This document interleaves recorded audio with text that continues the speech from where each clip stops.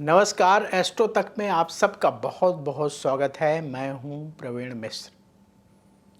एक बड़ी ही अनोखी खगोलीय घटना होने जा रही है जिसमें 7 ग्रह धरती से यानी पृथ्वी से एक लाइन पर नजर आएंगे। कौन से वो 7 ग्रह हैं? शनि, बुध, शुक्र, नेपच्यून, यूरेनस, बृहस्पति और मंगल। पृथ्वी से देखने पर ये एक सीध में नजर आएंगे।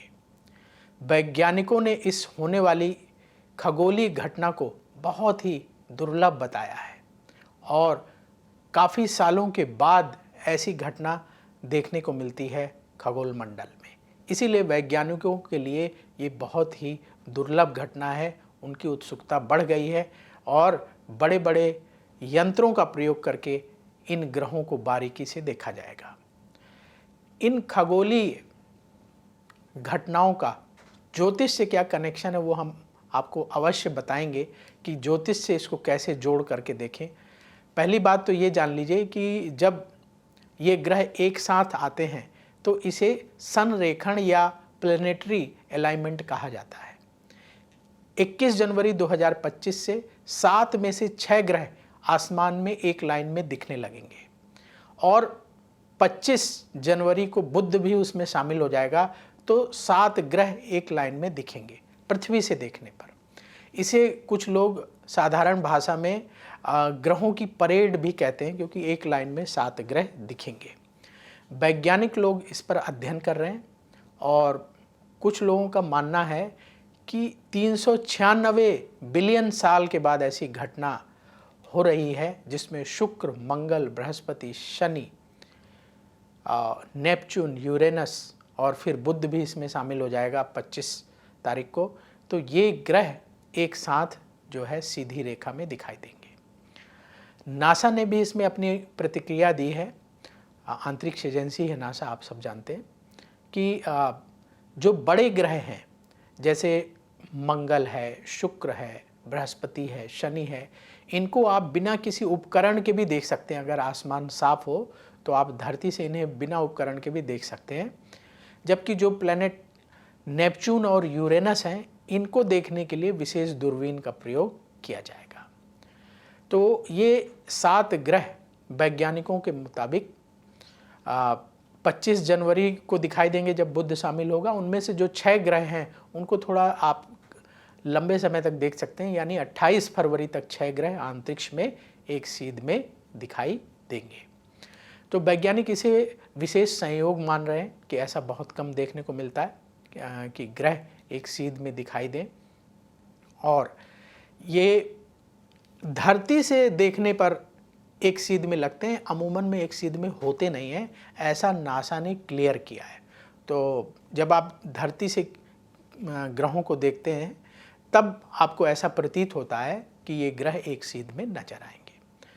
21 जनवरी की रात को 8:30 बजे के बाद अगर आसमान साफ होगा तो आप भारत से भी इन ग्रहों को देख सकते हैं और वो एक सीध में दिखाई देंगे। और इन ग्रहों को देखने के लिए, जैसे बड़े ग्रह हमने आपको बता दिया, उनके लिए आपको किसी यंत्र की आवश्यकता नहीं है। छोटे ग्रह हैं उनको देखने के लिए आपको दूरबीन और जो विशेष यंत्र बनाए गए हैं उनका प्रयोग करके देख सकते हैं।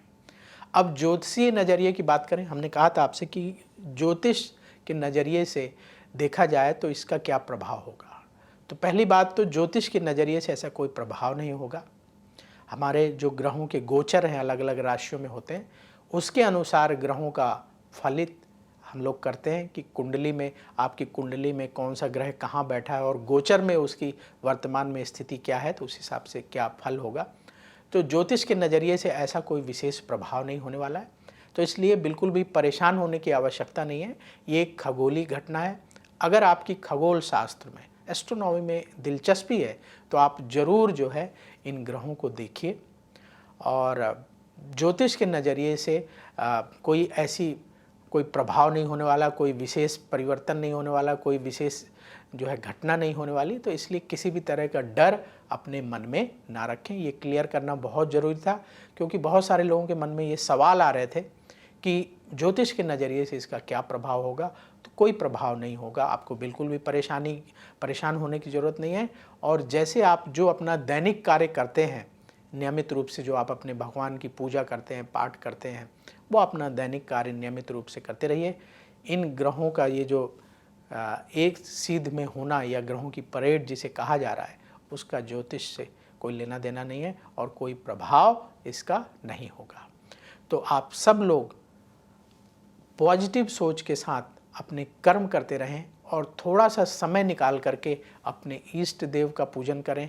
अगर आपने गुरु मंत्र ले रखा है तो गुरु मंत्र का जाप करें, या आप कोई मंत्र, जैसे भगवान शिव का सबसे सरल मंत्र है नमः शिवाय, इस मंत्र का जाप कर लें। ओम नमो भगवते वासुदेवाय, भगवान विष्णु का पवित्र मंत्र है, इस मंत्र का जाप कर लें। या कोई और मंत्र अगर आपको आता है तो उस मंत्र का जाप भी कर सकते हैं।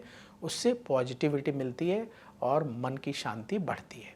तो इस तरीके से हम सबको जीवन जीना चाहिए, सकारात्मक सोच के साथ, भगवान पर, अपने ईष्ट पर भरोसा करके। तो अभी वक्त हो गया आपसे विदा लेने का। बहुत जल्दी फिर मुलाकात होगी। देखते रहिए एस्ट्रो तक, जहां आपको हर जानकारी सही दी जाएगी। आपको किसी भी तरीके से दिग्भ्रमित नहीं किया जाता है। एस्ट्रो तक में हर जानकारी जो सही होती है वही बताई जाती है।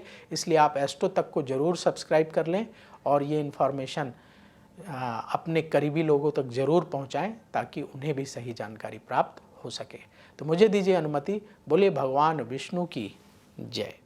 समस्याओं का समाधान चाहते हैं और चाहते हैं कि आपकी समस्याओं को ज्योतिष के माध्यम से सुलझाया जाए, तो आप हमसे संपर्क कर सकते हैं, जुड़ सकते हैं एस्ट्रो तक पर।